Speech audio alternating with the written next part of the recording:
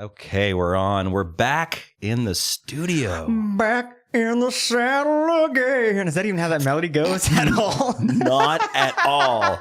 Not at all. The boys are back in town.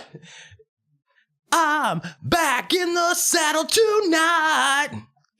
And back in every day. That was so off, dude. I love it. I love you. I'm so happy to be back here at the Paramount building. We went away for a little bit. We did, and we had a fucking blast, man. We did. If you heard that last episode, which you haven't, pause and go back and listen to that last one. It's a good one, and tonight's going to be a good one, too. I'm stoked to be back after our traveling, after our mind expansion, man. Oh, it got so fucking crazy, man. I got bucket-hatted. I just got tired. That was the main thing. Yeah, walking quite a bit. Yeah. But we're back, and welcome to Boys Podcast. First and foremost, you can reach us at boyspodcast.com. Yeah. Links to our email, Twitter, Facebook, Instagram, and that golden donate button. Maybe Snapchat.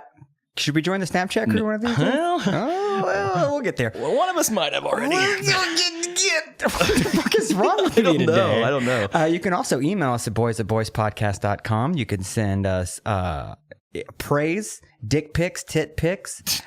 You are on one, dude. This is going to be a long night. How about questions concerned? Maybe guest ideas, or topic ideas. Just send us an email, man. It's fun. You know what? An email is fun to get. When's the last time you actually sent an email that wasn't work related? A fun email. I don't email very often. Do you remember when email first came? Do you remember? Hold on. Let me crack this Anthem real quick. Big shout out to Anthem Brewing. Thank you, Anthem Brewing. Do you remember Juno mail when it was like the first email that came out? Yeah, wasn't it part of the shitty dial-up service? It was. I remember being so fucking stoked me and my cousin and it took like an hour for it to get to him a mile away. I was so stoked about it. So get stoked about emails, send us one. Yeah, they're good to get. Yeah. They're good to read. And guess what? We'll reply because I have nothing better to do. I'm sitting around waiting. I waited forever for an AIM chat to start up, and that never happened. No, I was a sad boy. You were a sad boy. But now I'm going to be a happy boy because someone's going to email. Someone. Maybe this time it'll work. Maybe this time it'll work. I'm not going to hold my breath, though. But the best thing you could do, if you don't want to email us, you could rate, review, and subscribe. We're on iTunes, Stitcher, and SoundCloud. Just take 30 seconds, maybe 2 minutes tops, and give us a star rating. Give us a few words. It really doesn't take a lot of time. There's a little thing they have right there, and it's just you click it for liking it. And there's also another thing you do. It's a share button. You click that, and it'll copy it, and you can just send that to whoever the F you want to. That share is so important. It sure is. So important. And we also want to thank, we thanked the Paramount. We thanked Anthem Brewing. Thank you, Anthem. Want to thank fatbison.com. Good wood, good man. And last but not least, OKC Comedy. They got a couple of shows coming up. Well, what do they got coming up, Josh? Well, on June 10th, which is coming out, this show will be coming out. Oh, it'll be past. No, this show will be coming out the 9th of June. Will it? Yep. So tomorrow night, June 10th, we have Tig Notaro. If it's not fucking sold out yet, try to get tickets or come to the door. The night after that, June 11th, we have Ryan Singer on the Pocket Full of Crystals tour. June 13th is the Vagical Mystery Tour, which is kind of cool. It's headed up by Liz Winstead, co-creator of The Daily Show, Aaron Wilder, and so much more. That's awesome. Yeah. Thank you, OKC Comedy, for being bros. Appreciate it. Good bros. And last but not least, we mentioned it before with the golden donate button. Takes you to our PayPal. Throw us a few bucks. Somebody today, a certain special lady. Oh, yeah. Our friend Shay, listener of the show, friend of the show, an all-around great person. Yeah, she did something fantastic. She gave us a very, very nice donation. And I don't, we're not getting into dollars and cents here. We're not getting into the logistics. No, but she did something that you should do, and that's just click on that button. That's right. Send $1. Shay, thank you so much, man. We just want to take a moment to give you a shout out. That was like way generous and way awesome.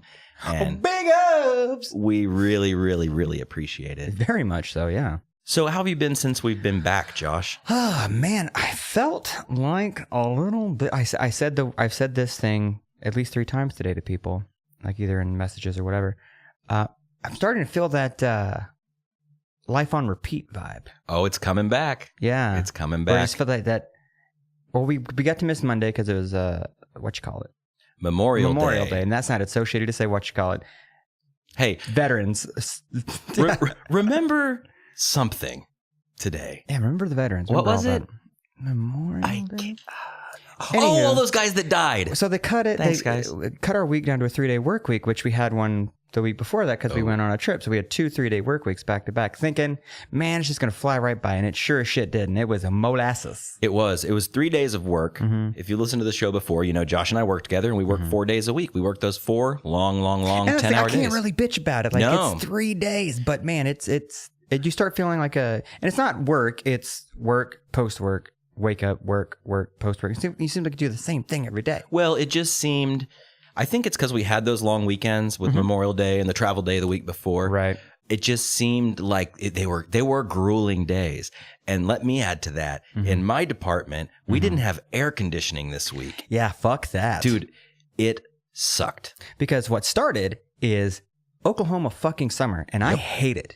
Every fucking year, and can I say fucking anymore? Go ahead. Every GD year, summertime starts, and like Punxsutawney Phil peeks his head out, sees a shadow. I know it's summer when I go from my doorstep to my car door, and I'm already pit sweating. Oh yeah, dude. I don't like it. It's terrible. It is. It's truly terrible. It's terrible. Today at work, yesterday was pretty bad, but today was like real hot. And I'm sitting there editing some stuff.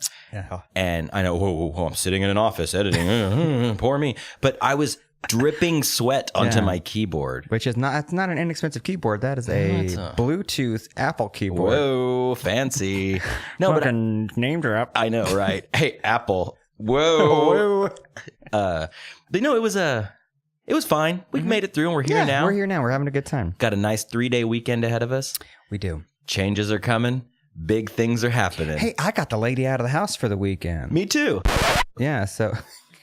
Just joshing you. Just joshing you. Forever. No, but they're going camping and that's cool. And every time she does it, I'm like, that's fucking awesome. Go. That's great. She's, when are we going to go camping? Like, whenever you want to. But just know, I'm not a hiker. I'm a campground camper. I'll pitch a tent, and it's going to be comfortable. I'm going to have a tent fan with a light on it because I'm a dad. Yeah. And I will grill on a grill that the campground has. I'll make hot dogs and burgers and shit. Yeah. I'm not going to this rough it, camp it, and hike 5 miles. No, thank you. Like, I don't mind being outside. Sure. And I don't mind sleeping in a tent. I don't mind sleeping in a tent. But I am not. Ooh. A lot of too soons tonight. I am not sleeping under the stars. I'm not getting eaten by a fucking bear. Or mosquitoes. No. Even smaller animals. I'm not getting eaten by mosquitoes or a bear. And anything in between that diagram, diagram of animals. Yeah. No, it's not for me. No. But I also don't really care about, like, okay, I went and stayed in a cabin back in the wintertime, back in that sweet, sweet cold winter. And I liked it.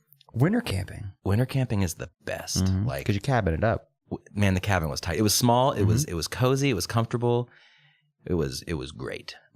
But I still was like, man, I didn't have cell phone service. Yeah. And I know people like are probably like, that's the point, right? I know, but I need to check my Snapchat. Pretty young thing, you need some loving. I wanted to ask you this. And I may have asked you when you went on this cabin trip before, and we may have talked about it on the podcast. Did the cabin, was it one of those that you pull up in a drawer and it's got board games in it? No, it didn't have any board games. Diane and I stayed at a cabin in Beaver's Bend, and you open it up, and there's only one fucking board game, and I'd never heard of this game before, and the name now escapes me. That's how shitty this game was. It was like a game of Snake. It's like the snake, and you got to connect to this. It's like ladders. Snakes and ladders? I think it may have been called that. Maybe? I don't know. No, it's on the tip of my tongue too, my forked tongue. I cannot think of it. It's not chutes and ladders, but it's snakes and something. Yeah. There's a double S. There's some alliteration going on. Yeah. Snakes and slides or slides and snakes or something? Snakes and something. Yeah, I don't know. Okay, go on. Anyways, but that. I mean, that's what you're supposed to do is play a board game with your lover or loved ones. Have a little bit of God green herb, maybe crack open a beer or a bottle of wine. Yeah. Hang out and enjoy nature. If you're lucky, you have a cabin that has a hot tub or it's near the water. Yeah. When we went to the cabin, there was no hot tub.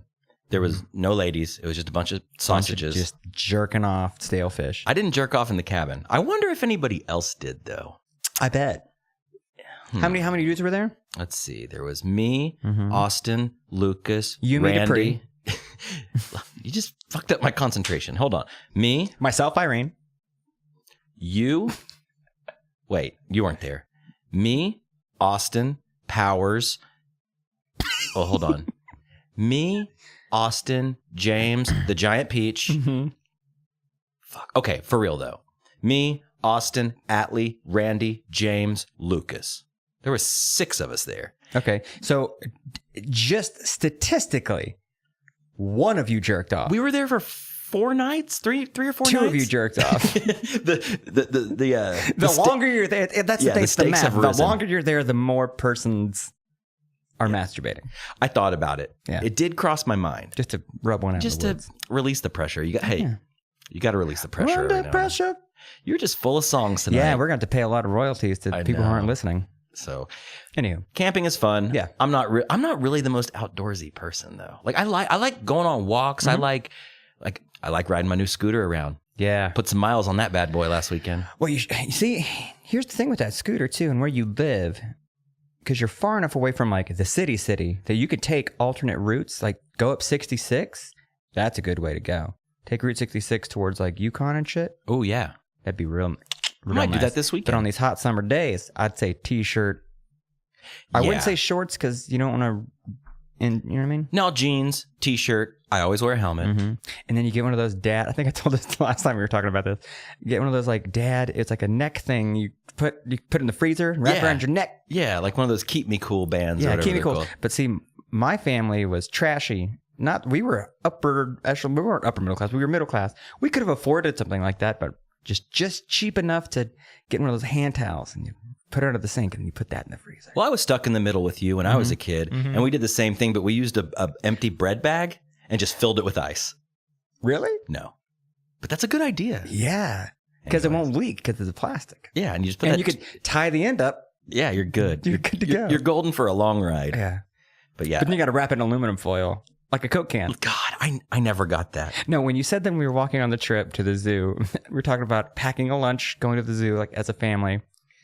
And you're like, and your mom would wrap your Coke in an aluminum foil. The can's made of aluminum. Yeah, I never thought about that the before. can's made of thicker aluminum than the foil. What good is a piss ass layer of aluminum on an aluminum can? And you know what's going to be always save or great value? It's not going to be Reynolds wrap or we were a little higher end middle class, so I was a Shasta boy myself. your Shasta man. Yeah, black cherry all Yeah. the way. Kiwi strawberry, good stuff. Or the little mini like Mario Brothers sodas. Do you remember those? Oh, those were good. Those were good. If you popped one of those on the playground, you were the cool as shit. shit, yeah. Oh yeah. You were gonna get in cool with all the cool My kids. mom didn't buy a lot of soda. She bought like the juices, like the Mondo. Yep, I Or remember the Mondo. Pepsi or the Kool-Aid coolers, that kind of shit. Ooh, man. Now you're taking me back. Kool-Aid yeah. coolers, Capri Suns. Yeah. But then just think about the plastic that you're drinking out of.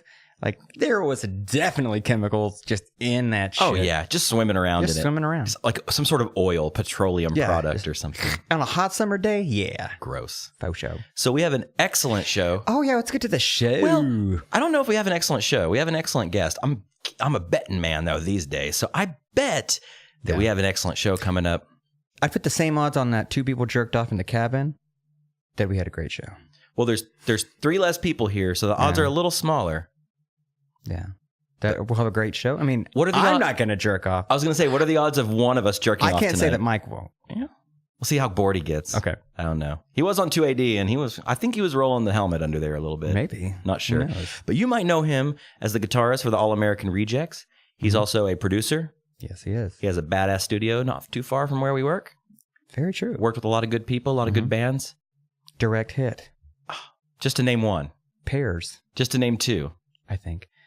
They Stay Dead. Just the Keep it best. local. Yeah. I You got your think. card?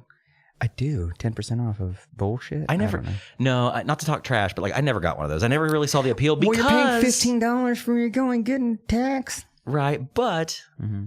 I don't keep it local as much as I should, and maybe I should. Oh, I keep it for very local. You do. You're a local boy. I know we're trying to get to the show. We go to a coffee shop by our work almost all the time. They never tell me about the frequent buyer's card. And I see it up there every time. I'm not just going to grab it. I want them to tell me about it. You know what you do? Because they've seen my face. I go there almost every day. Go in there Mm-hmm. and be like, say exactly that. Say, hey, I've been in here like every day for the past month. Why don't you load up a card or two for Joshy? Yeah. Do Josh. I want a free cortada. Please, it's $3. I'm not asking for a fucking macchiato supreme with a cherry twist. That's not a thing. A cherry twist. Yeah. She's my cherry twist. All right. Mike Kennerty, episode 57. Here we go.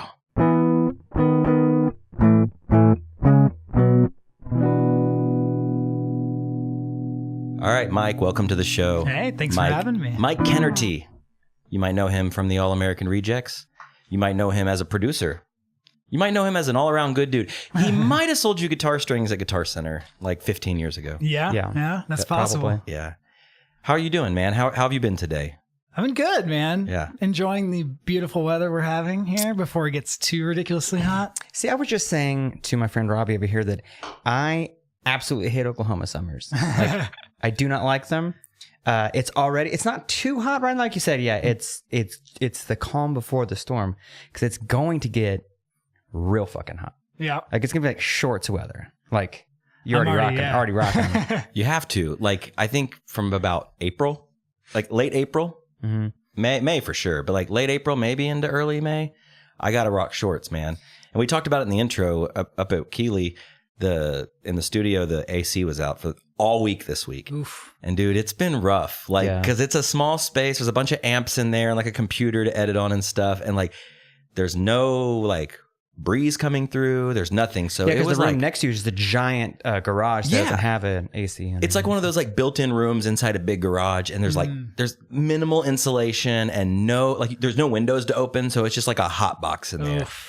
And like I said in the intro, like I was just like sweating balls like editing today, and just like, I mean, the job's great, but the environment completely stuck. I can't even talk. I was so hot. It stunk. It was stunk terrible. like your balls, because it was hot. My balls are fine. Whatever. You want to sniff?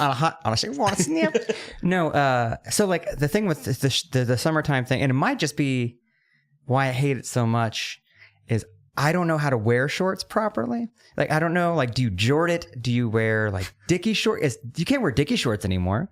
What do you do? I have a pair of Dickie shorts that are my favorite shorts ever, and I've had them for like 8 years and I still wear them. Now, are they the loose baggy? Are they Dickie shorts? the Travis Barkers? The Tom DeLongs? Are they like the super long? No. Okay. They're like, I don't know if you've ever seen Dickies like girls pants. Where it's the like slim fits. They're slim and like it has this pocket like these where it's like an angle. It's not the down straight pockets. Right. That's what they're like, and they're awesome. Just meant for you. Yes. Just meant for your body type. Yeah. So yeah, they're not the late 90s. Where does they end? Like at the knee or just below the knee, or just like you pretty much at the knee, like these are. And that's give us a show. Yeah, I'm going to go ahead and see here. Okay, yeah. That's a good Could you take short. one more step back? I didn't get to see the endage. Yeah, right, oh yeah, that's just right at the knees. And I'll tell you what, the taper is perfect. Yeah, because they're not pipes. Yeah, nor are they like skin tight. Exactly. You know, they're just right. And see, that's what I'm saying. Like, what? How does one? For a while, I did the jort thing, where you cut off jeans and you have just like frayed bottoms, or you roll up a thing. I never did the Chris Van Dyne, where it's like super like dad short jorts. Yeah, which is apparently very popular. And apparently amongst hardcore kids, it's you get dress shorts like coach's shorts or dad shorts, khakis or salmon or whatever, and they stop like right at the pocket line. Whoa. That's too short for me. Yeah. I don't want to see my own like veiny inner thigh. Like that never sees the sunlight ever. Yeah. You know, so like who else wants to see that? Yeah, no one does. I don't. Sorry to go off on a short tangent. No, it's fine. A long tangent about shorts. No, but I get it. Speaking of shorts though, I like to get on Instagram and look at the Explore tab so I can stay young. I got to these days. Mm-hmm. So I'm scrolling, and I've noticed recently there's been, and I know that it's based on what's the word I'm looking for? Algorithms. It's like, you know, what you search in Google is gonna pop up in your Instagram, or what you like on Instagram will pop up. Yeah, right. Yeah. But I've noticed there's been a big insurgence of Blink-182 photos. Yeah. Interesting. And a lot of those photos are like photos of them from like the late 90s. And it's kind of making fun of them. Like, look at what they're wearing. And when I said Travis Barker shorts earlier, he has these Dickie shorts on in this photo I keep seeing over and over. And they're like the most high water Jinkos I've ever seen. They're like They're like mid calf, you know, the striped sock is pulled up all the way. There's no leg showing. And it just looks so silly.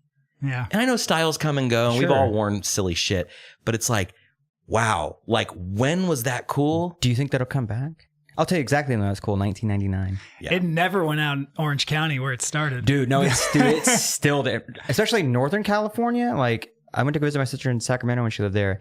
The Dickies shorts, black t-shirt, Hurley shirt, backwards fitted hat with a tilt, socks pulled up, clean chucks. That shit cannot be dirty.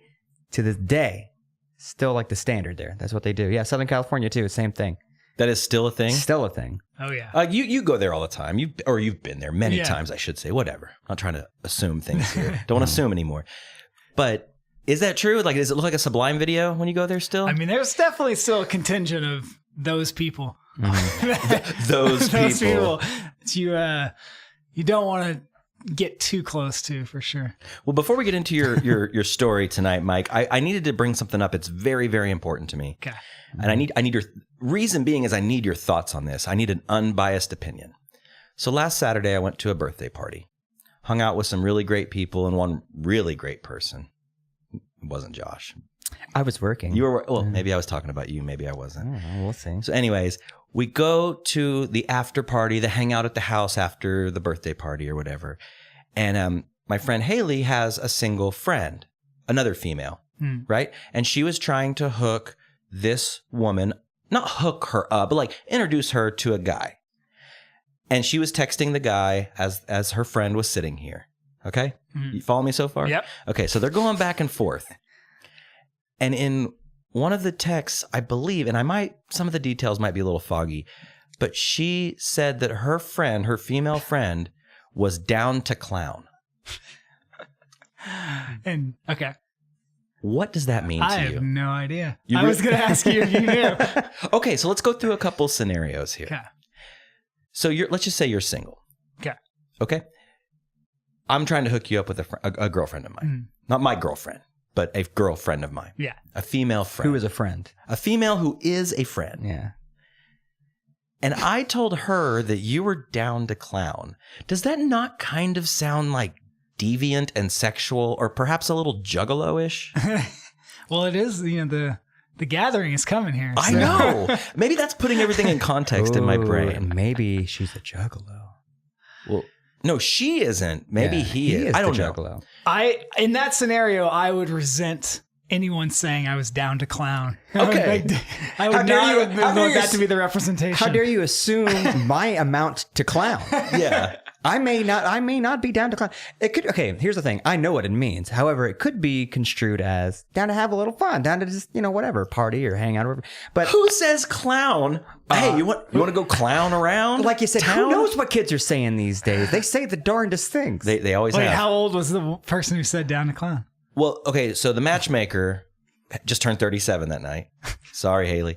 The female friend is probably in her late 20s, 30-ish. So she's down with the millennial lingo, Yeah. which apparently we're a part of. We're at the cap. We're at the mason jar cap of millennial. How old a guy are you? I'm about to turn 37. Okay, so I'm 36. All right, you're 35. 35. So we're all. Yeah.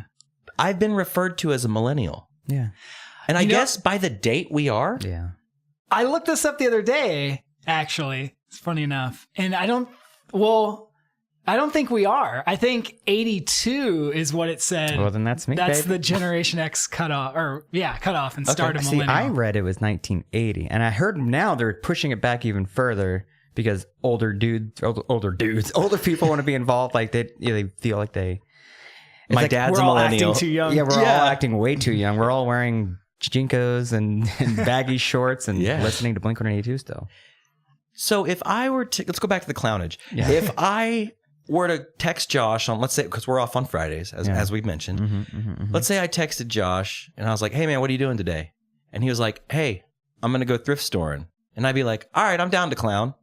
That's not sexual at all. No. Like, it's like, no, let's go have fun. Let's just go clown around town. Now, however, if I were a female and I were to text you at, let's say, the hour of, 2:30 a.m. That's on a Saturday. That's clowning time. And I say, hey, I'm DTC. with a clown face. The clown emoji. Mm-hmm. That would mean, hey, come over and let's have a little bit of fun in the sexual I was way. going to say, what kind of fun? Sexual fun. I mean, isn't sex fun? If sex isn't fun, then it's not clowning. Like, That's you a should good, be doing it. That's a good what I point. say. Okay, so you said you have the answer though. Well, that is the answer. Down to clown means it's the new DTF. DTF. It's the new down to fuck. It's the new DTF Yeah. is DTC. DTC, down to clown. That is terrible for the clowning industry. It's just terrible that they didn't think of a whole new thing and they just changed one word. The first two parts, we got it. Yeah. The noun has to change. Yeah. There's No, not sorry, enough the rhyming. adverb. The adverb has to change. Yeah, there's not enough. I tell you what, let's mix this up with a children's entertainment thing. That would be great.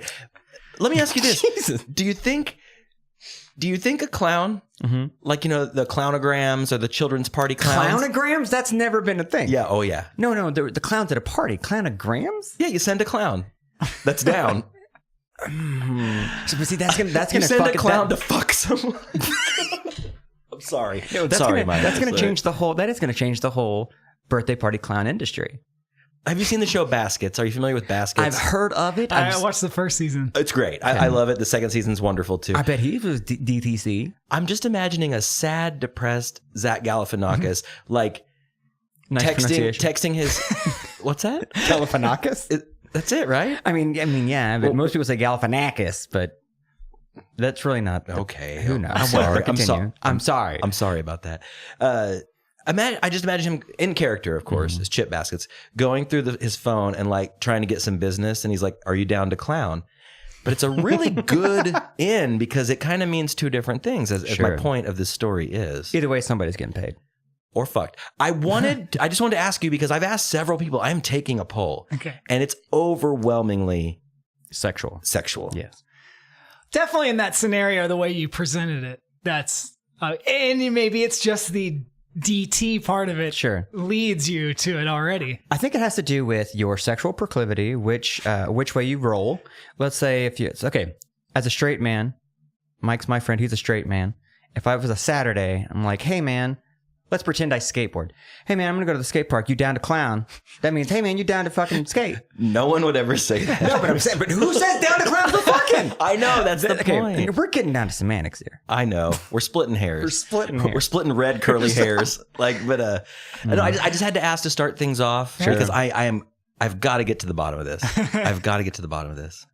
It's blowing my mind. I think we figured it out. And there's a thing called Google too. You can just Google it or Urban Dictionary. I don't believe in it. Down to clown. Okay, so that's our clowning segment. Cool. Okay, so Mike, Yes. you were on 2AD before, and Yes. we chatted about a lot of things. But one thing we do different here on Boys is it gives us a chance to kind of go back in time. And, we've known each other a long time. Mm-hmm. We used to work together, sell guitar strings together, ate pizza together once. That was cool. But I want to know, I was never part of this Edmond punk rock scene growing up. And, you've done a lot since then. But I kind of want to go back before the Reject stuff and getting into producing and stuff. And I want to pick your brain about kind of how you grew up and what made you go down that path, Cool. that narrow path so long ago to clowndom. Clowned him. So, tell me, Mike, first of all, let's start here. Okay. Were you born? Was I born? No.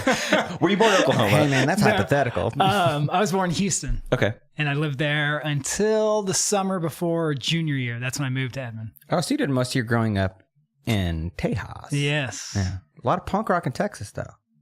Yes. Is there a lot of punk rock in Houston, Texas? Fuck yeah. At the time, quality, Right. but there was. It was like the Capitalist kids, weren't they from there? Or Ritalin kids or something like that? I think they were from Austin. And then Phoenix 30 Foot TX, Fall. 30 Foot Fall, yeah. Was the big one in Houston at the time. Okay. So when you were young, when did you get introduced into punk rock? Or let me go back. Was punk rock or what we played together back in the day? That wasn't really punk. It was, what was it? First of all, what was it? What was Euclid Crash? What was Euclid Crash was like a third wave emo. I wouldn't even call it emo. Yeah, it's not emo. Pop Just punk rock? with a synthesizer. It was all whatever that everyone who liked punk in the 90s tried to get like mature Yes. in the early 2000s. Yes, absolutely. I can't sing about girls anymore. Let's get a girl to sing about boys. Yeah, or Yeah. being a girl. Yeah. Being a girl in the world. And buy a synth. That was, Was that like standard issue back then? I think so. But then you judge the synth player on the synths they're playing. That's she had a good one. She had a good one. She though. did. She still has it. That's like cream of the crop. A Juno 60? Yeah. That's like like one of the big three in my They opinion. ain't cheap these days. No, they're not. they ain't. I had a 106 for a while, and I got it like on eBay for like dirt cheap. It was missing the power cord, so I got it for like $150. And even the 106 is like super expensive nowadays. It's crazy. Fuck you, Mac DeMarco. No, so what I wanted to ask was, did you play in any bands? What was your history going back before Euclid Crash? Because that's kind of when we met. That was back in those days. So when did you first start getting into music? Well, growing up, I always loved music, and like it's funny. I was hanging out with my folks last week, and it brought up a memory of how like I remember we got a new cable box when I was like 4. And it was still pre remote controls. Was it the big black one with the silver dial? It had like 100 channels, maybe like 50 that it would just click all the way around. It was tan, but the same thing, the silver dial. Yeah. And I remember the first thing when my dad put it together, he showed me like what MTV was. That was the very first thing. Here's what you do to go to MTV. See, my dad did the exact opposite. He was like, do not go to this one. Do not go to channel 31. No matter what. what. TV, 31. It was either 30 or 31 at the time. Yeah. It always jumped between those two. And how old were you again? I would have been probably 4 at this 4. time. Wow, that's young. I'm trying to do the math So on that's the year. 84. 84. So yeah, you had like, Van Halen doing a lot of shit on it. I just remember a lot of Elvira when I was young on MTV, and that planted the seed when I was very young. MTV? I remember. See, I don't remember Elvira on Up All MTV. Night. That could be. Maybe I'm thinking USA. USA Up All Night. That was channel 32. There you the go. next style. And VH1 was 30? I think MTV was 30, VH1 might have been 32, and USA was 33. Anyways, Jumped around. splitting clown hairs here. So he showed you MTV. Yeah, so I was always like super into music, and they'd always laugh and have me recite the intro. I don't know if you remember the video for I Wanna Rock by Twisted Sister. Oh, yeah. There's the whole thing where the dad's yelling at the kid. Yeah. I could recite that whole thing when I was a super little kid. Can you and still do yeah. it? I can remember a couple lines. What do you want to do with your life? That's how it ended. Twisted Sister. Yeah. I remember that. Twisted Sister. Something in your uniform? There was something about your uniform? What do you want to do with your life? I want to rock. And did I bust through the wall like the Kool-Aid Man Yes. at that point? I think so. Wearing like shoulder pads. They were tight, though. Yeah. It was well, great. yeah. And my brother had that cassette. And I had a brother who was 6 years older than me. So that kind of helped. So he That's was a big always help. feeding me stuff. Like he was into Metallica, like right when Master Puppets came out and stuff. And so I was aware of that stuff younger than most people. And so I always loved that. Mm-hmm. And then it was around 6th grade where I kind of started wanting to play. And I had a friend whose dad played drums. So I would go to their house and play drums. So at first I tried to play drums. And that's what I did in my first band.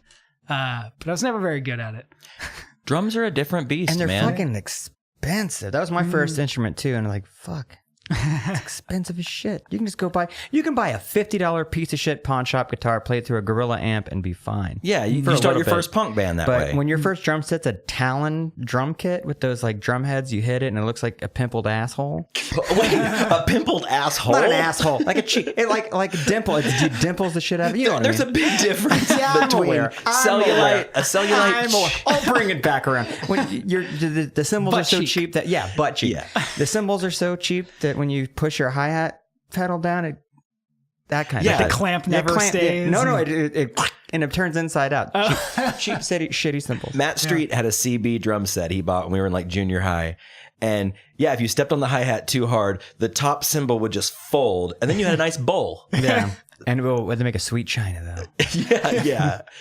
Yeah, drums were expensive. And I wanted to play the drums when I was a kid so bad. Like if I could go back in time, if I could turn back time, I would have played the drums because I thought it was so cool. So expensive. And I bought my first drum set off of you, actually. It was a black drum kit, and I had with it the in my strips, room. Yeah. No, not that one. Back in high school. Oh, really? It's like a Thor brand, I think. Talon. No, who cares? We're splitting hairs Oh, here. no. I know what it was. Yeah. Yeah.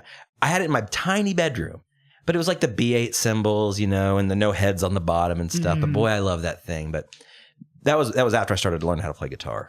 But so you play drums. Play drums for a hot minute. And Did you play shows as a drummer? Or just a lot of yeah, jams? a couple. Yeah. Not many, but it was like, like my first band, I was in 8th grade and we played. That's about where that starts. Like Yeah. real band, 8th grade. Yeah. And we played at, I don't know if you're familiar with clubs in Houston, but there's one called Fitzgerald's. Oh, yeah. So the downstairs is called Zelda's. Mm-hmm. And that was where I played my first ever show.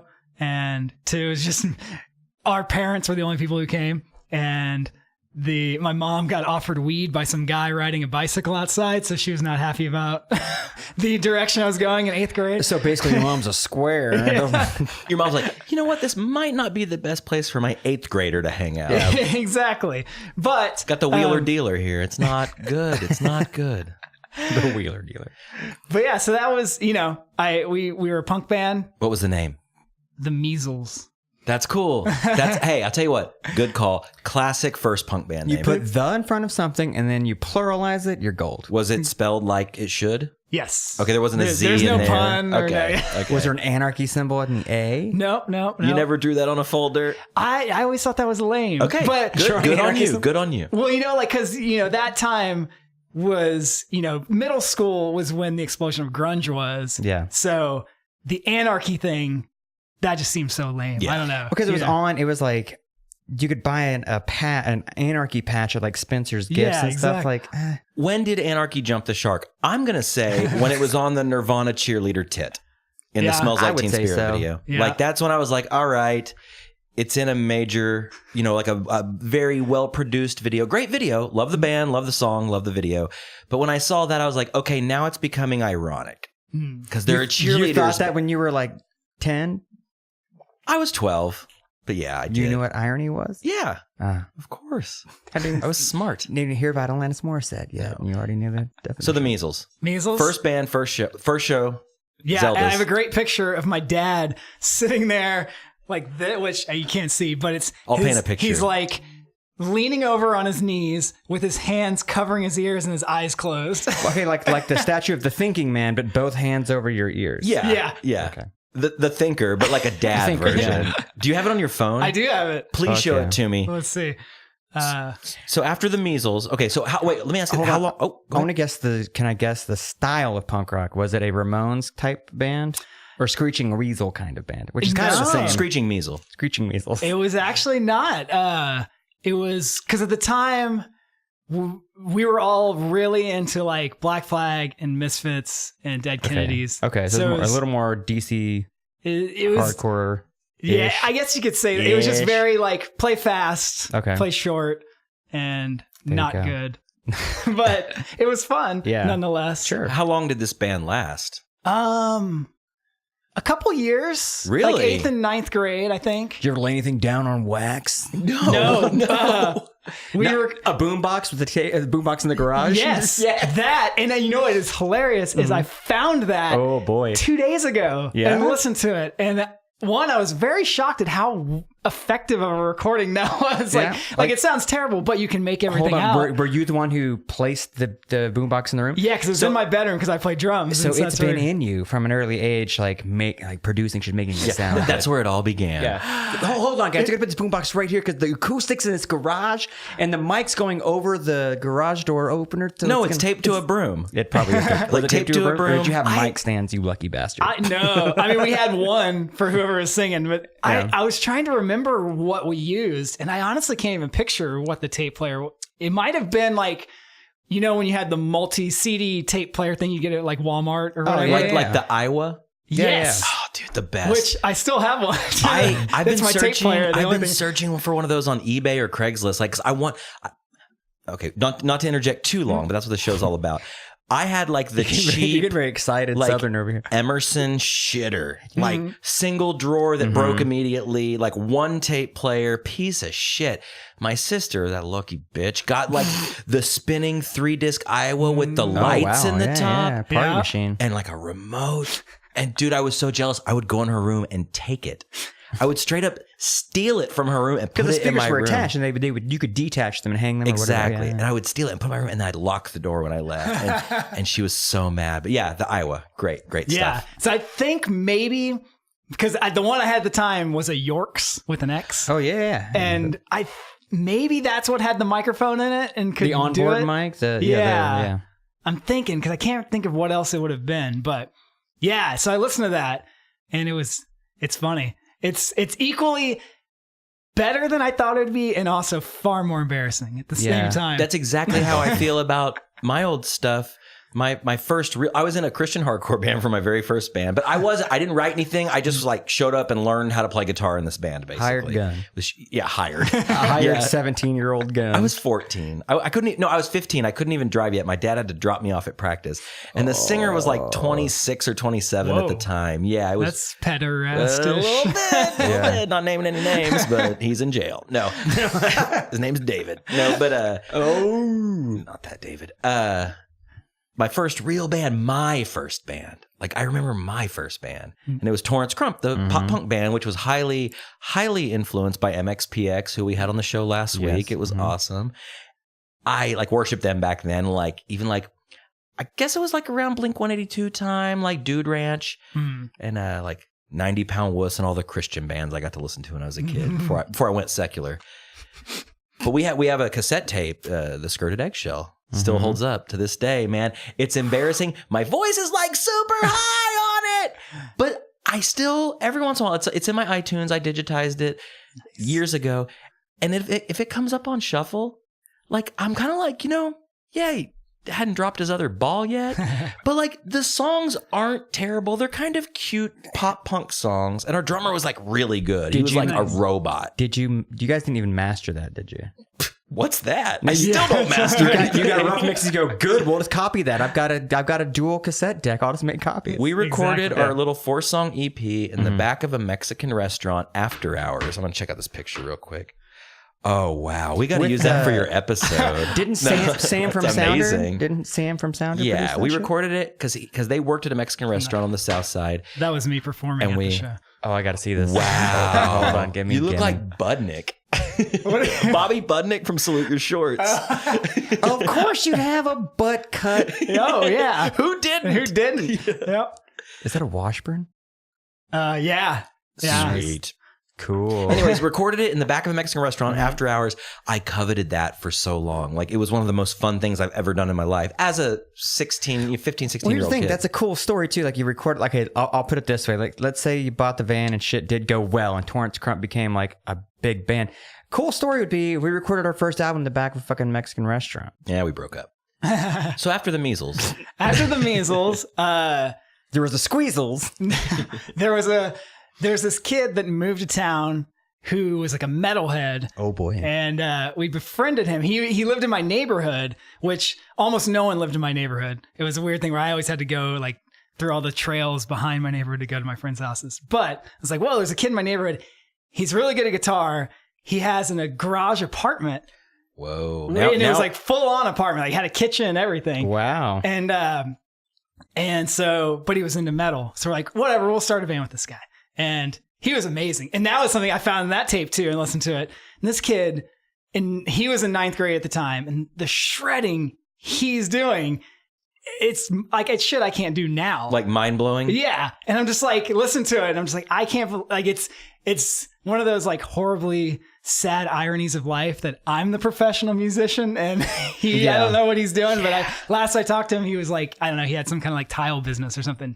And which is fine, but he should, like, he's a talented person, whereas I always fought just to, like, keep up, Totally. Yeah. Hey, life's not fair. Yeah. But Mike, I will say this. I know you well enough to know that you have, like, insanely good ethics about you, like work ethic. Like, I've always respected that about you. I know we don't know each other, like, super well, but I have always looked up to you in that sense. Like, dude, Mike works hard. Even back in, like, the Euclid Crash days, I was like, dude, Mike's kind of like the backbone. And Dave was, too. Like, I mean, Dave's amazing, but, like, I always felt, maybe it was the Dickies. Maybe it was the work shirts, but I was like, that guy just got off work. He was changing oil all day, and now he's shredding an SG. Or power chords. Yeah. A little bit of both. I mean, yeah. I wasn't really. Yeah. There was no solos. No. I guess there were a couple, but there was all me doing Matt Owsley's parts. Right. Fuck that guy. But, so did this band with the metal guy, was this ever a band? It was. Okay. We were called Beaten Down. Fuck yeah. Good name. Yeah.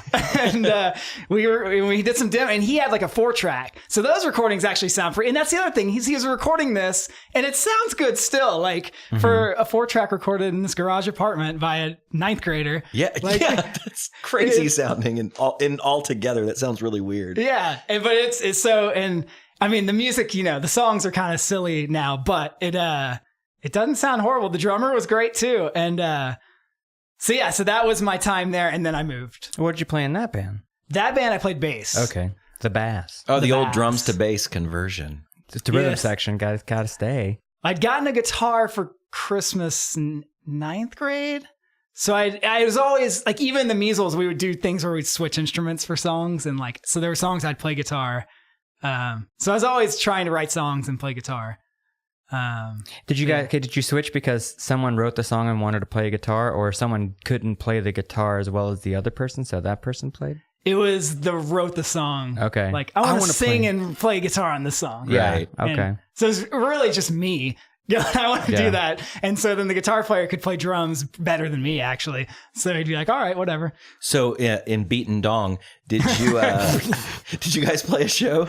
Was it we political? did. We played at Fitzgerald's proper, not just Zelda's. Oh, so you that's a went step. up. We went upstairs. Hey, yeah. we're going upstairs, guys. Out of the dungeon. I think that was the only real show we ever played, though. Yeah, and then I moved pretty quickly after that To Oklahoma. to Oklahoma. To Oklahoma City, Edmond? Or? Edmond, Okay, so you yeah. went straight from Houston to Edmond. Yeah. Was that a bit of a culture shock? Because was Houston a shithole when you were growing up? Because it kind of seems like a shithole now. Sorry, Houston listeners, but your town seems very bad. There's cool parts. Is there? No, where Fitzgerald is, it's a pretty shitty part. I've of town. only been there. But a they've handful actually of turned times. it around. Yeah. That part's like kind of coming up. But at the time, it was. Yeah. Okay. And that's where like, that was the greatest thing about my friend having that garage apartment was I would go, hey, I'm going just 2 streets over to spend the night. And then we'd drive down the 20 miles to that part of town, which was a dump at the time, and go see shows and stuff. I miss those days so much, man. Like I try not to live in the past. That's something I'm really like working out in my head and my inner demons. Like this show is all about nostalgia and growing up and whatnot, but it's like there's a difference between looking back and thinking fondly and then being like, oh, I want to go back. I want to go back. But like I miss the days of lying to your parents and like doing whatever you want to do, man. Sneaking out. Nothing made me feel more alive. That feeling of being a young man, which I haven't felt in a while, Right. makes you feel so good. Oh, yeah. I'll get a little glimpse of it every now and then, but like, It's man, it's definitely those were the days. having the opportunity to go to a show almost every day of the week and not have to worry about going to work the next day because you're a teenager and your job starts at 8 because you work at a grocery store or a mall or whatever the fuck it is. You don't have to worry about it. So you go to a show on Monday night, hang out and party. By party, you're going to smoke cigarettes in the parking lot and then go to Denny's till 3 a.m. drinking coffee. I'll amend that just for my personal kind of looking back is there wasn't a show every night when I was a kid, but it was like there was a show like on Friday night, like the Outer Cafe and Mocha Madness and all those like Christian hangouts that we grew up in. There wasn't a show every night. There was if you had to go to some shitty shows though. in the scene that I was in, it was like Friday night, maybe Friday and Saturday. But like looking forward to like getting out of school, like hopefully you didn't have to close that night at your mall job or whatever. Oh, I missed that.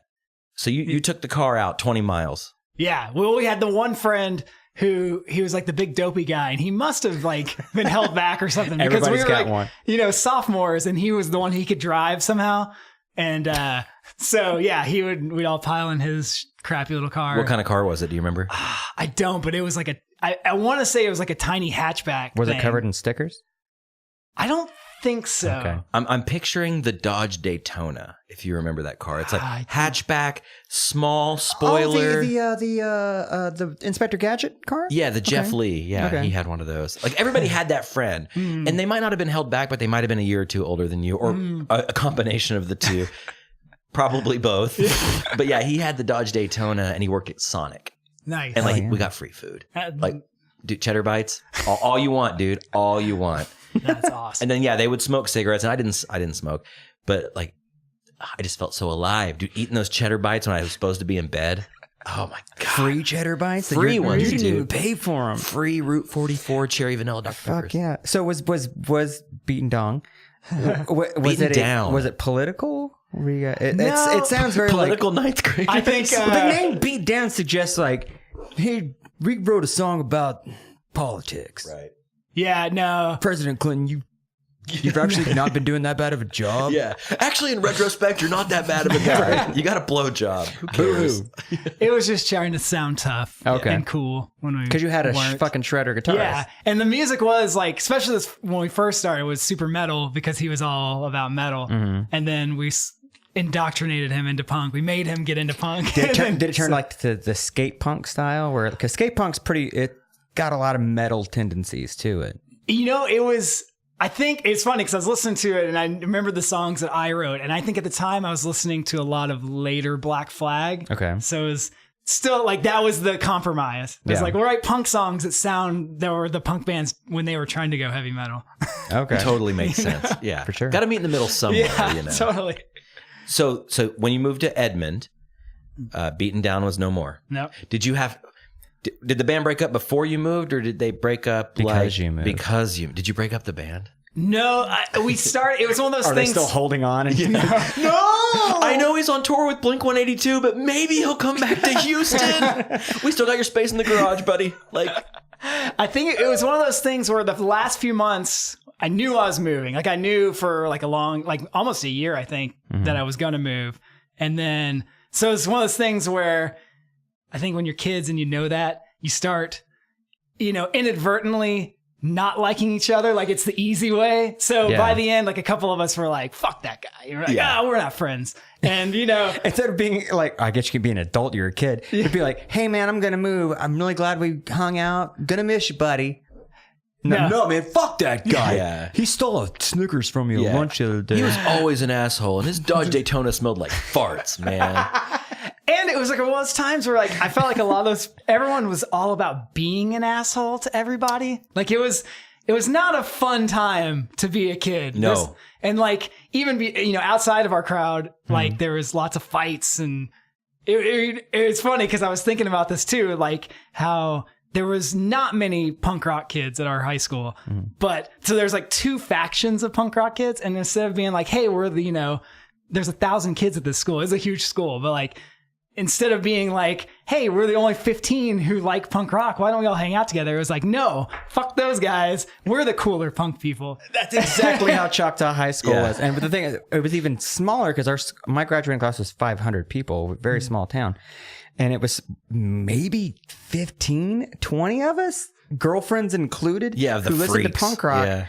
And it was like, no, fuck those guys because they listen to Epitaph records. It was like you Right. split up or like, no, he kissed my girlfriend after we broke up. That kind of bullshit. Like you always find a reason to be mad at somebody. Although I was mad at one dude because he stole my Pennywise CD. Oh, got a real sharks and jets situation on our hands here. Jesus. You've got my about time, buddy. I want to go back to the quitting the band or moving in the band. I remember because I've quit a lot of bands. Right? Like it's just what you do, man. Unless you make it big or medium or whatever, like you get together with some friends, you play for a while, somebody doesn't like it anymore, whatever. It's all good. But the whole showing up to practice for the last time. And your last time was supposed to be your last time. But this time you're like, I'm going to go ahead and take my amp. I'm going to go change the tubes. Like I'm going to go ahead and take my pedal board home. Your I'm amp's gonna- a solid state, dude.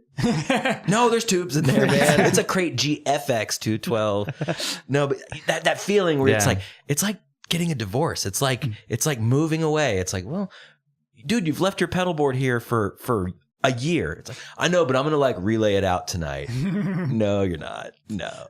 Loading the amp in the car, man. But it's the same thing as like being a dick and moving. It's instead of sitting down and going, hey guys, I'm not really feeling it anymore. Yeah, just taking your shit and going. Yeah. Or you just stop. The one that happens most is you just stop practicing, and then eventually the shows, you stop booking them. It's like, well, I guess we're just not a band anymore. And you leave that amp at the person's house for like 6 months. And then you go over and there's like beers on it, like an incense that has been burnt, like it's sad. It's real sad. They're just hanging their laundry on it. So when you moved to Edmond, Yes. is this when how long did it take you to start hanging out with the punk kids there? It was probably close to a year. I started going to shows. I started finding out about shows like a few months in. And then I want to say it was like, I moved right before school started my junior year. And then I think by the next spring, I was starting to befriend people who went to shows. Because no one went to my high school. I went to Santa Fe. Everyone went to the other schools. Right. Oh, the better kids. Bring them to the nicer schools. So it was like, there's, cool people that I became friends with at Santa Fe, but like all the people who really were into punk and went to the punk shows all went to the other schools. So it took me a while to assimilate, I think a lot because of that. The Dave Kleins, the Costellos. Andy Stindrew, Jason Greenwood. Yeah. But then, once I befriended those guys, it was like quickly in that scene of people and hanging out. Josh and I we were like 45 minutes from Edmond where we went to high school, but I remember hearing about the Edmond punk crowd and like the shows and stuff. And I was like, VFW shows. The Legion Hall. It was always very like mythological. I'm sorry. Been sweating all day. Well, we could have easily jumped in a car, drove down fucking 235 or whatever, and gotten there. And sometimes we did because someone's band or we heard some band was playing, and then you end up going to the wrong place because you don't know your fucking way around them because you don't even know what Edmond is. Totally. Like I went to think of Mr. Crispy show at a Legion Hall. Mm-hmm. I have a really embarrassing story, and I might have said this on 2AD, but so I saw you guys open for Kara's Flowers and Real Big Fish. Oh yeah, at the Boar's Head. Yeah. And here's how lame I am. Are you ready for this? Okay. So I was like impressed by you guys, and I was like, oh, these like younger guys up there opening for these bands that I really like. Well, I didn't know who Kara's Flowers were. Maroon 5, bro. I guess was Maroon 5. Yeah. Crazy? But in retrospect, I do remember a very sexy singer. I really do. And I believe, was Travis Barker playing drums for Kara's Flowers that night? No, he played drums for the Vandals, and they played at the Hole. Okay. And we opened that show too. Okay, I'm getting my wires crossed here. So, dude, I have to come clean, Mike. Okay. After I saw Mr. Crispy, I went home and I like to draw. And I was thinking up this punk band I wanted to start so bad, which would go on to be Torrance Crump. And I used to like to draw like fake cover art. Like I just would draw like album covers all the time. And I made a band and it was called Mr. Salty. And I drew like, it was like this kid like eating a sandwich by a campfire, but there was like cum coming out of it. But I named it after your band. Like, that's amazing, dude. Oh my God, it's so embarrassing. It's so embarrassing. But I thought Mr. Crispy was like the coolest name, but I was like, what could I do to change that just a little bit? That looks like a very like Lookout, seems like a very Lookout Records kind of a cover. It totally looked like a Green Day cover, like an early Green Day cover. In fact, I believe I had the Dookie poster on my wall and I was like referencing the Monkees to draw the person off of. But yeah, Mr. Salty, man, we should do a split. Yeah. But yeah, I remember seeing Mr. Crispy and I was like, who are these like young, cool dudes? And I was like, man, little did I know we'd be here tonight. Was that the first band you made coming out here? Coming out here. Whatever. When I became friends with those guys, they were 3-piece. Oh, no, wait. They were 4-piece originally. And then for whatever reason, the one, and when they first started, they did the thing where they would like switch instruments on every song. Mm-hmm. And, at one point, but they had one dude who only played bass, and I forget why, but they didn't want him in the band, or he didn't want. I can't remember the situation. So, girlfriend probably. Yeah. So it's always a girlfriend. No, I don't think it was that. We weren't cool enough. No one had girlfriend. Yeah. Well, I guess Andy and Jason did. The rest of us didn't. But so yeah, for whatever reason, Andy asked me to join playing guitar, and then we'd be, instead of the switching around, it would be like a 4-piece and we play our instrument. Yeah. Okay. And which is a smart move. Yeah. Let's be honest. I mean, if you're like fucking Paul McCartney, pull out your Rickenbacker, play a fucking guitar song every now and then. Totally. But or like with the Rejects, like I noticed Tyson like just sang on some songs. That's cool. You played bass. Oh, now I feel like an asshole. No, but it's different when you're like 15. Like, yeah, stick to it till you get it down. Then you can do that stuff. Totally. You know. Okay, go on. Sorry. Oh, but yeah. So that's when I joined Mr. Crispy, and yeah, so that was my first band in Oklahoma, and how did it start? Because like I saw you at the Boar's Head, which when I saw you guys there, like. To me at the time, and still now, like that was a big deal. Yeah, like, I would have loved to open for Real Big Fish. They were like a I really liked them. They were a real big band to me at the time. I loved them. And that was also like the height of like Real Big Fish and ska becoming like The next week we opened for Goldfinger at the Boar's Head. yeah. Oh, I didn't see them there. I saw my very first concert was Goldfinger, the Eels, Poe, and somebody else at the 95 Xmas in 1995. But man, I loved Goldfinger. Like I still do. Like I still think they're very like cool. Like I mean, I don't follow them, but like I saw them not that long ago. Yeah. Like they were good. Like still good. But yeah, that was like big, dude. So when I saw Mr. Crispy, I had to go home and name my band after it. You know? How did that happen? Like between joining that band, like what was the time frame difference there? A couple years? I mean, I joined, it would have probably been spring of 97 when I joined that band. And that was like 98? I want to say that was like spring of 98 when those shows were. And so by that point, I think we had 1 7-inch that we'd done and a couple more that were about to be done. And so I don't know, it's just hustling. That's the fact that work ethic. You were in a high school and you put out a 7-inch is fucking crazy to me. Like we did the thing where, I mean, Robbie actually got us shit recorded. We would do the thing where you either go down to the local.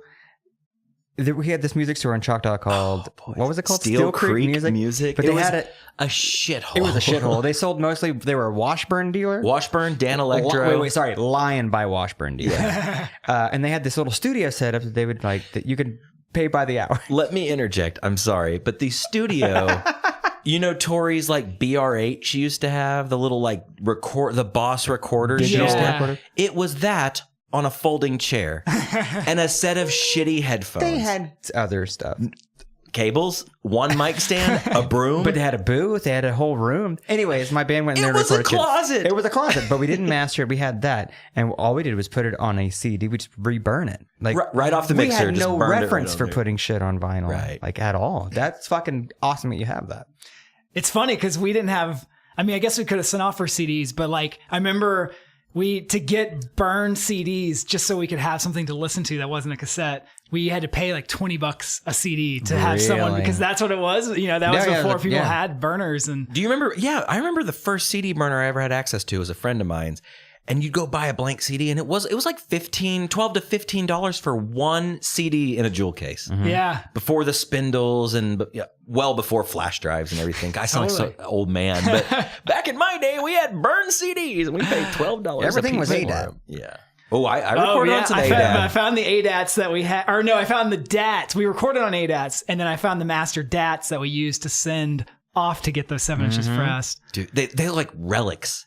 Like they should be buried in like amber, you know? And same with did you ever record to mini disc? Because I had a friend that had a pretty nice mixer with like, all the outs and everything and an optical out. And you had to mix on the mixer, but you could send that stereo mix into the optical input of the mini disc recorder. Nice. And we thought that was the shit.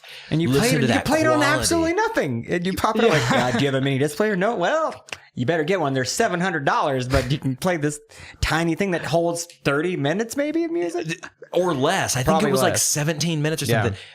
The sad part was he had a rack dual cassette deck, and the mini disc was put into that, and we would just dub it onto tapes. And they're like, why? Just go to the tape. Get that warmth, you know? You want that mini disc. But then I guess you keep the same original at that by doing that, like without wearing it down. Sure. That's true. Speaking of Torrance Crump, though, I remember I got a burned copy of our first EP, our first 4 songs we wrote. And I remember dubbing from the CD to tape on my Iowa. Nice. And we made 50, and I sat there and listened to that shit 50 times. Yeah. What's hilarious is that's how Weak Boys did our thing. We had it recorded, got our masters, and we were like, fuck it. Like, let's just go. You guys want to put it on tape? Because we're a garage band. Let's fucking put it on tape. Like, we're doing it old school. I went to my tape deck in my fucking living room, put one tape in that we recorded off of, put it in, recorder, other side, high-speed dubbing, go. I bet that sounds real good. It sounds pretty shitty because it's on tape. Yeah, it's fine. Yeah. But the high speed never sounded as good as when you actually did it real time. No, but that takes so long. I did quite a few in real time, but I got tired of like, I've heard the same fucking 5 songs over and over and over. Fuck that high speed. Well, let's be honest. Like, for bands of our caliber, Josh, Sure. the tape is just something to sell. It's just a paperweight. And It's no just one's gonna it's listen to it. cool. They're just gonna throw it in a box. No, I would never listen to it. Like, I don't know. I guess I have a couple cassettes that I will listen to every now and then. But it's on Spotify, so. So, Mr. Crispy, how long did that last from start to finish? You said about 97 to... End of 99, I think is when... Maybe it went to spring of 2000 before we actually called it quits. And so that would be like straight into like You Could Crash then. Well, You Could Crash started before I joined. I moved to Fort Collins, Colorado for a brief minute in 2001. Yeah. So yeah, the beginning of 2001 to try to start a band with John Hernandez up there, and it didn't work out. So I moved back, and that's when I joined You Could Crash. Yeah, because they were a band for a while. Yeah, there was Not that long. Maybe. I want to say, probably just a few months. Right. At that point, I would think. But yeah. And you just came in with that work ethic and those brown dickies and just changed the game. You propelled them to new heights. Right? With those, I learned how to... the sweet bass licks. Yeah, I learned how to like write parts that didn't follow what the guitar was doing. So it was a nice little like journey for me as a musician. That's right. You played bass. I forgot that you played bass. Well, Were you playing the the Gibson, the Grabber, or Ripper, or whatever back then? No, that was before. That was Phil played that. Oh, because he was the original bass player. player. You had the sparkly Ernie ball that you sold Matt Street. Grabber though. Did I play?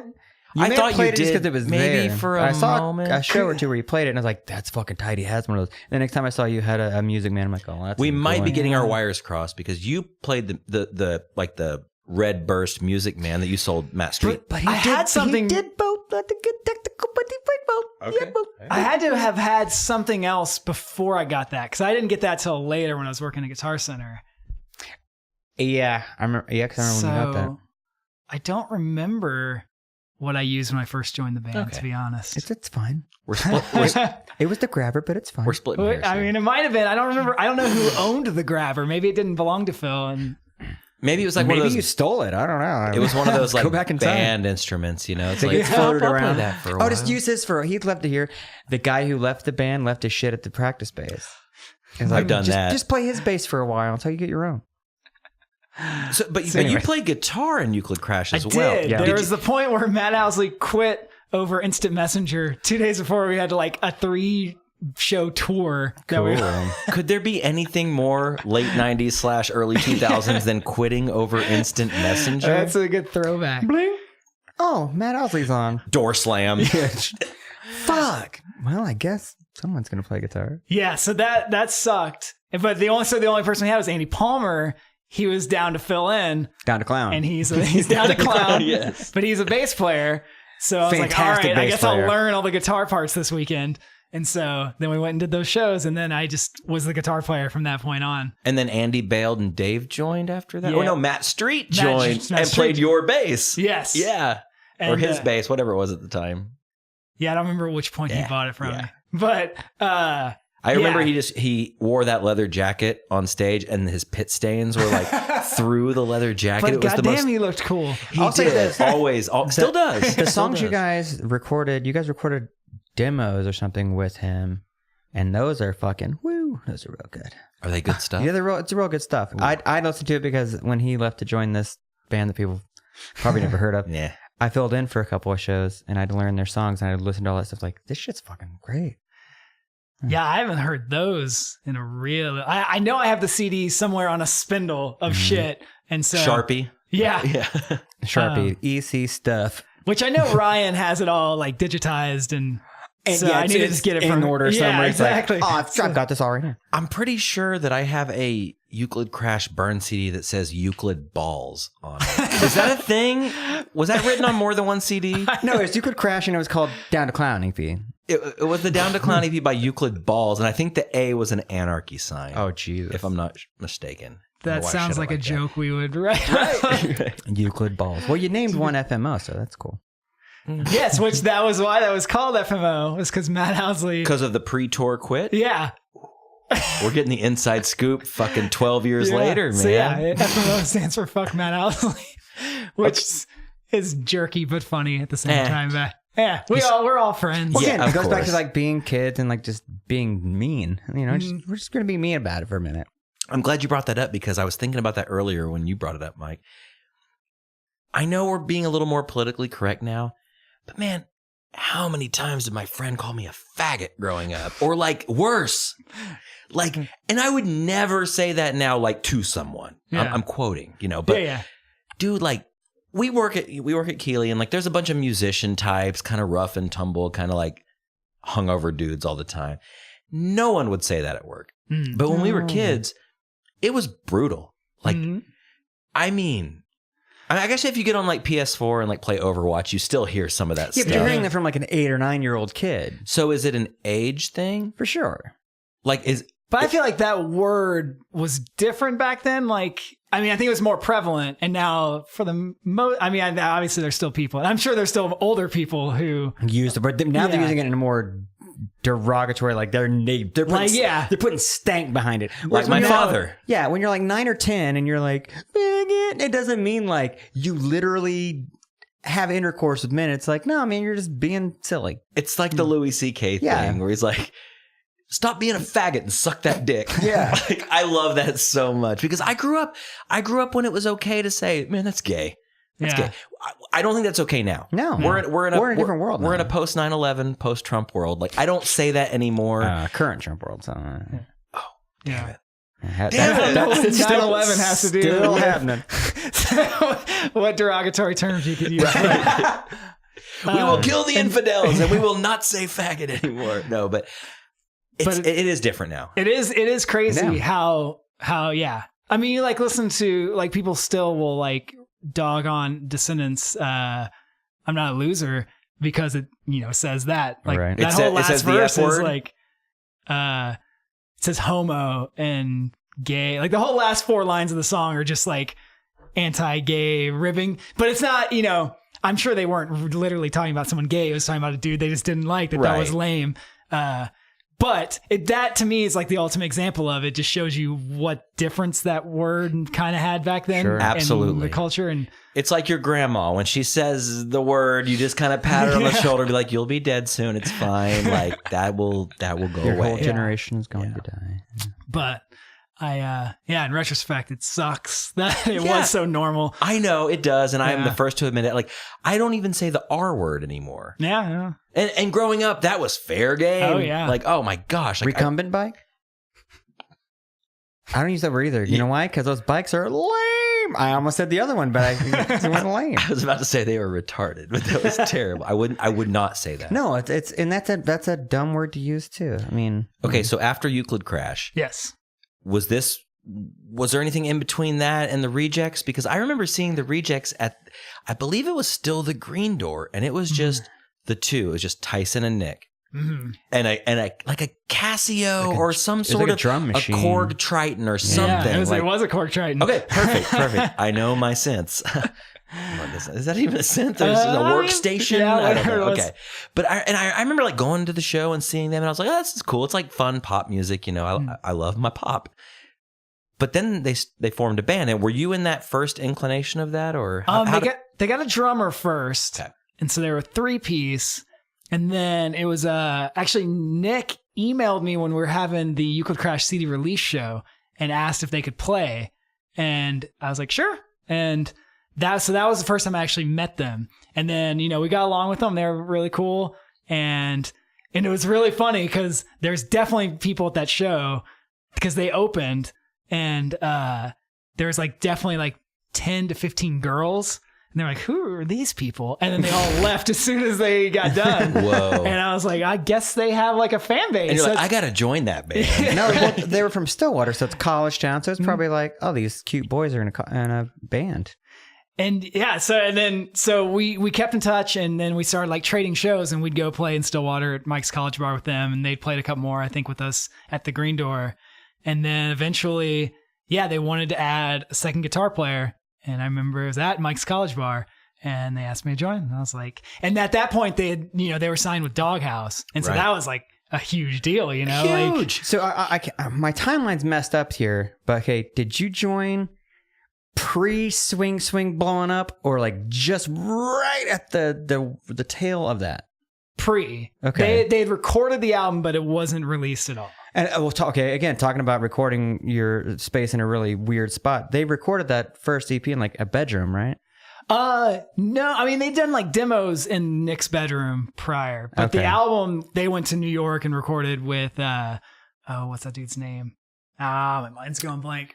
Anyway, it's the guy who did Super Drag and stuff. Okay. Well, that's one of those like urban legends of Torrance Crump recorded their shit in the back of a thing. But I was always under the impression that first record was recorded in a bedroom with a drum machine and whatever. And then like, when DreamWorks bought it, they're like, no, just keep it the same. Like, why would you? Yeah. Why would you make it sound better? Yeah. Why not? Why? Just keep it shitty. Just keep it shitty. Yeah. No, and they remixed Swing Swing for a single. The boombox is fine. It's fine. It's in the corner. It's placed perfect. Did you not hear where they put the boombox in the garage? It sounds great. Tim O'Hare. That was the name of that guy. Okay. Producer. Cool. But no, they went to New York and they signed a Doghouse, went to New York, recorded that, just the two of them. So you weren't on that album? No, it was right when they got back from recording that we met and started emailing about that show. So that was when I met them. Was their album was done. It wasn't. This is probably spring of would that have been spring 2002? Sounds about maybe the fall of 2001. Okay, something like that. 01 sounds a little more.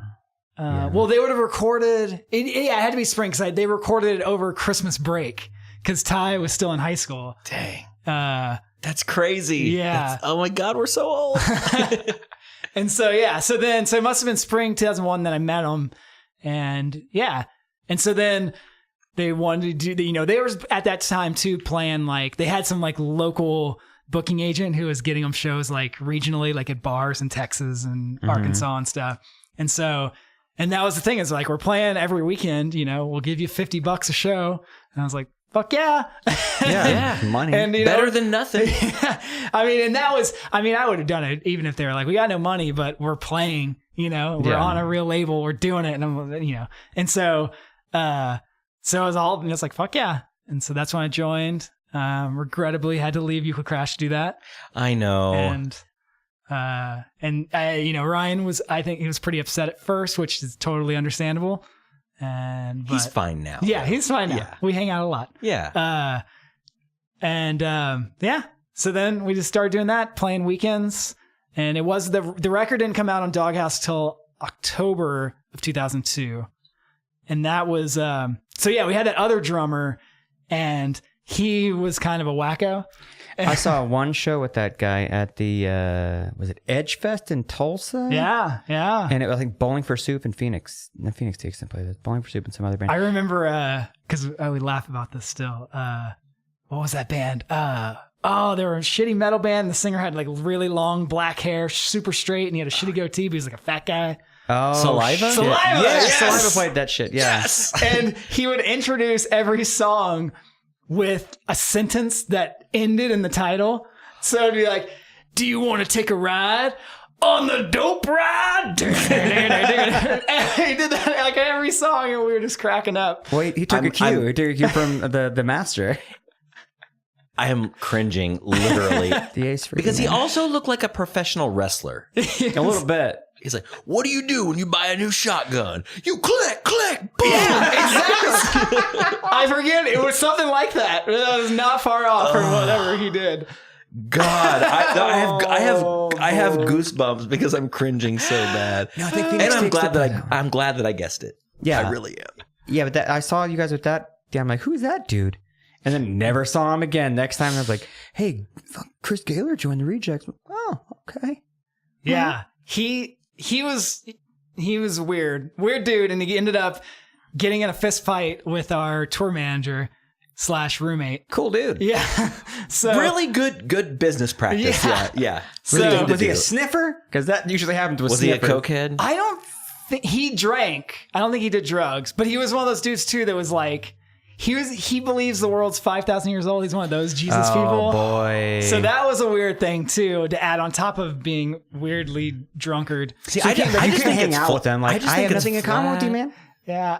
I mean, at times it was fun. Like, it wasn't like he was always shitty.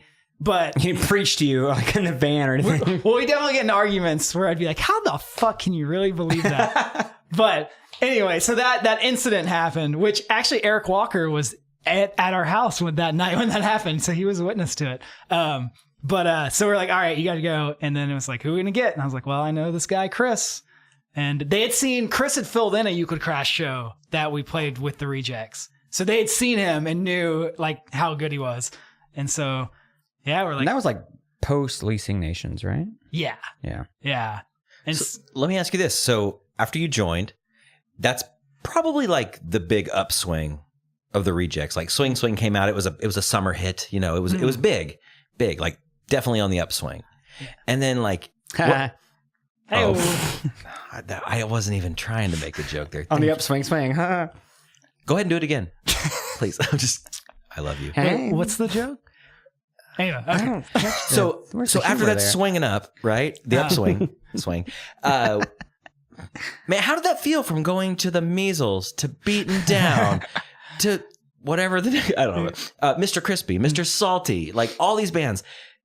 How did that make you feel? Like, did it feel like the hard work was like paying off? Like, wow, this is like, I'm doing what I really wanted to do when I got my first drum set. It was awesome. Like, I mean, you know, like those first few months playing the Rejects, we were still, you know, playing to 5 to 10 people at bars and whatnot.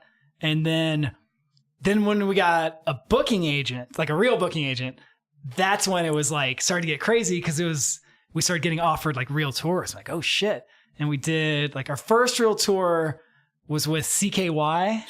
Wow. Ooh, okay. And they were the biggest assholes in the world. And we Really? were getting kicked off. That's actually a really big sibling surprise. of Bam Margera? Yeah. Yeah, they were the fucking worst. Did they drink a lot?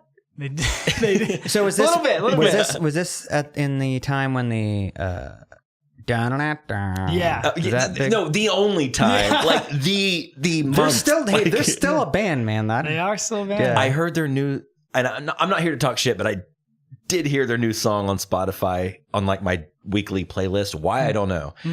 But man, it sounds like Saliva. It's bad. It is bad. I will go on the record for saying it's a bad song. And I like Paramore, so whatever. But yeah, that was an awful experience. I mean, it was great. It was great to like we were Of on course. tour, we were playing. I mean, the shows were well attended, and so it was great. But they were just dicks. But it was a great lesson too. It's a weird dichotomy of bands, though. It like, was, and like poppy, not overly poppy, but like poppy kind of punk rock vibe, and then CKY, Like a skater metal loser band? I don't know. Like, yeah. And it was definitely one of those things where it's like, if you hate us so much, why did you agree to have us on this tour? Like, we weren't like begging them. It was just like, you got this offer. Oh, so there was a definite tension.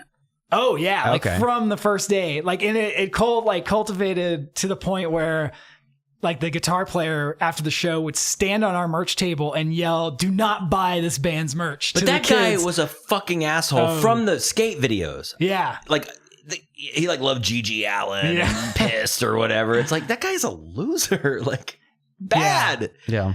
So wonder where eventually, he's at now. after one show, we were like, didn't give a shit anymore. And while they were on stage, we took all their beer. And then so the next day, their tour manager called us and was like, "You better not show up to the next show. We're gonna fucking kill you." And so they're like, I guess we got kicked off that tour. Well, yeah. At least you're not dead. Yeah. Like, that's cool. You get some free beer that last show out of the deal, you know. It's, Yeah. No, but then something. the amazing thing was the very next tour we got offered was opening for Avail and Hey Mercedes. ooh. And so for me, that's like, holy shit. Yeah. Well, this is fucking awesome. And definitely more your speed, like more of like gonna be a good thing. yeah. And then Avail were the fucking raddest dudes ever. And it was like this great thing. Like, it was like the best thing we could have ever had happen to us to, like, I don't know that we necessarily needed it, but we got the lesson of this is how you act on tour. This is how you treat bands that you tour with. Right. And like Avail, like, and we played one night in Lawrence and it was like off. It was like, I think school had just gotten out and no one was there. And so afterwards they were like, all right, all bands, we're going to this bar. Avail's putting down a credit card. Everyone's on us. We're hanging out because the show was awful. That's And- amazing. And they were the coolest fucking Wow. dudes like what that. venue did you guys play in Lawrence? Bottleneck. Okay. And But that's like polar opposites. yeah. Yeah. Like the biggest jerks to like the nicest dudes that guy. like Totally. maybe kind of took you under their wing a little bit, Yeah, perhaps. and like Bo, who's like the guy who like dances, you know, but he's like he's also their tour manager. He came up to us that night and he's like, all right, you guys, I'm not so into your music. He's like, first day of the tour, when I heard that organ, I was like, I hate this band. He's like, but you guys are awesome. He's like, no, he's like, I really do like you. And he's like, you're going to be huge. I know it. And he's like, I want you to look at what's going on tonight. And this is like, we're at the bar, you know, he's like, this is how you treat bands you tour with. And he's like, I know you guys are going to be a headlining band. So we want you to know this is how you do it. Damn. And it was like, yeah, it was like the raddest fucking thing. And so like, it was just hilarious, this dichotomy of experiences from for a CKY tour to that. Yeah. And it was amazing. And even, it's funny, and this is just an aside, the other band on that tour was this band called The Curse, which was Dave Hawes's first band before the Loved Ones. Yeah. Okay. And so got to know him on that tour too. Like it was just this amazing fucking tour. Yeah. It was so awesome. That's love that incredible. dude. That's an incredible dichotomy of stories. Like wonderful. I want to fast forward because we got to wrap up here in a second. But so the last time I saw the Rejects was on the Blink tour. And I wear my love for Blink 182 on my sleeve. Like you can love them or hate them or whatever, but like I grew up listening to Dude Ranch, went back with Cheshire Cat through all, you know, I dropped off a little bit, but I mean, I know you're not like a Blink head. Is that I don't know. I'm a fan. I don't no you Mike not I know, but I know you're I- a Blink head. Are they called Blink? I don't know. Blinkers. Blink. Okay, you're not a blinker, but man, like, so we went to the Chesapeake Arena and saw you guys It's a open. really small venue. It was a very intimate show. Yeah, a little tiny hole in the wall. It felt, dude, that was my second floor experience after Bruce Springsteen in the same venue.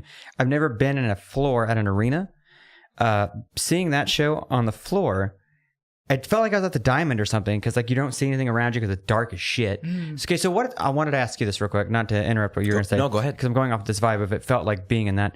So when you're on stage in a venue like that, do you feel like you're in an arena, or do you just kind of like you can only really see like 10 feet in front of you? You can see like when the lights happen, you know, or like When they blare, yeah. And I don't know. It's cool. I don't know if I would prefer. I don't know. It's a weird thing. Like playing that kind of show now is it's really easy logistically for me. I can't speak for our crew, and but Because you have a giant crew that does all that stuff, yeah, right? well, you know, we have like 4 guys, but which I guess is kind of giant when there's only 4 of us. You know, Each person has a guy. yeah. But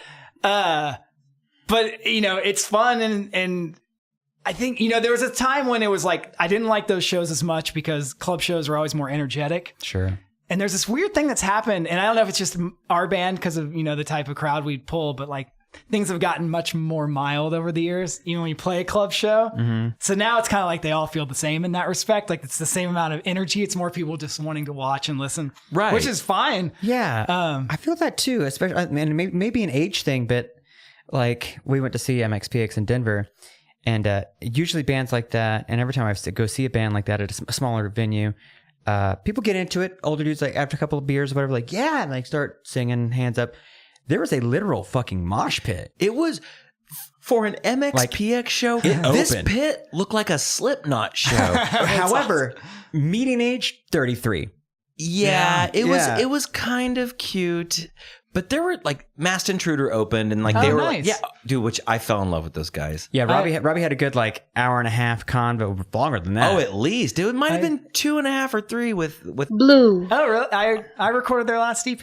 yeah. Did you really? Yeah. Oh my god, dude, we got a back-to-back badass doozy. Yeah. I don't know, but Back-to-back badass doozy? That's what you should call their next EP that you record. I love those guys. Yeah. Like They're so good. Josh introduced me to them on the way down there. I saw the pictures. I got the gist of it, but I never listened. And I listened to the album on the way down. And I was like, okay, I like shtick. I like shtick rock. Like I dig it. Like I love Kiss, dude. I do. I really Yeah. do. Like I got it. Got down there. Got to see them live, and I was like enamored by them. They're Like, so good live. and we had Yeah. the best seats in the house. We were up in the balcony right by the stage, and it was wonderful. And talked to them afterwards, and dude, I was just like, I have a crush on like this dude. Like, oh my God, like I'm not gay, but like I just want to like kind of like hang out with this guy like all the time. Yeah. Like Louis C.K. says, like, I just want a boyfriend. Yeah. I just want a boyfriend. But yeah, I love those guys. But I don't know where I was going with That's that. all I wanted to say. You're talking about the Blink show. Yeah. There was like people in masks. Like the fans showed up in Oh, masks. yeah, Nice. that one, yeah. Yeah, like I saw several ski masks out there and they were ripping it up in the pit, as they say. But then there was like the dads like, oh, I don't want to spill my craft beer. But they were also like throwing the elbow out there, you know. It was awesome. They have the best, like, I'm jealous of the, like, kind of ace in the hole they have as a live band in having Officer Bradford. Dude, Yes. Because so he, good. Yep. no matter what, no matter how lame the crowd is, he's going to get in there and make the crowd get into Yes. it. Oh, And he yes. was out there dancing around with people. And I was telling Josh, because like we have this like ongoing thing, like, I want to start a band someday. I want to start a band someday. And we're getting old. Like, band might be not so good now, but I was like, I want to do a shtick band if I ever do another band. And I was like, they have the best shtick ever. Yeah. The anonymity of the masks, Yep. the officer, the songs, the poppy songs that are like perfect, The simplicity man. of like, it's going to be super easy to write at least the melody of the structure. Vocally, lyrically, whatever. But then all you say yourself is the song has to be about either robbing somebody, being in love, or both. Or stalking someone, And or that's breaking it. in or something. But that's what you said. Like, it's not anybody can just play 4 chords and do a Ramones type band. It's the way they do their vocal melodies are fucking. It's because it's very doo wop. And my wife calls them Yeah. like a punk rock doo wop. yeah. Totally. Well, when I was talking to Blue afterwards, I said his name earlier. Whoopsie. I'll bleep that out. Yeah. But, oh, is he going to sue me? No, he's fine. When I was talking to him after the show, like we It's talked. Pat from Dillinger 4. He loses a bunch of weight every time. No, they it's, do a show. it's Pat Smear. Yeah. No, it's Pat from SNL, actually. Yeah. But no, after I was talking to them after the show, like I was just like, I was explaining to them, and I had a few of those green room beers in me, like those MXPX beers, like, yeah. And I was like, I get it, guys. I love it. Like, and he was like, oh man, thanks a lot. And then we talked about like animals fucking for a long time, like psychology, not this, like this, you know. But why do we all? Yeah, whatever. It's weird. But yeah, I've always liked shtick band, but this brings me back, man. Like, I need to ask, as a Blink-182 fan, like, are they nice, or was it separate, or like, I just need to. I don't want dirt. I don't want you to talk shit, but I'm just curious. Like, I want to know, like, how was that experience for you? I mean, I It's know cool. you play with a lot of people, but Well, we toured with them when they first got back together when Tom was still in it. And that was a weirder experience because they didn't like each other at all. Right. So it was all like super separate. They all had, I mean, they still all had their own dressing rooms even on this tour, but you can tell they had that stuff to stay away from each other. Yeah, and they And- get together on stage, and that's it. Yeah. Yeah. And Ugh. so that was, I mean, it was weird, but they were all real nice to us. And then, so then we've now with Skiba, you can tell they all like each other again. And so they actually seemed like they had some camaraderie and hung out, and they seem to get along a lot better. yeah, for And sure. man, honestly, like, because I love Alkaline Trio. I always have. Oh, I love Matt Skiba. I know you do. I know you do. quite buddy. a bit. But like, it seems like they get along. And like, when I heard that he was joining the band, I was like, what? And then I heard the album, and like, you know, California isn't perfect, but there's a lot of good moments on it for somebody who's liked the band for a long time. It's extremely polished. However, if you get past the polishness of it, like it's a No, I don't care about polish. Like I said earlier, I like Paramore. I love Haim. yeah. You've been way yeah. I do. I love pop music. I fucking like Ariana Grande. I do.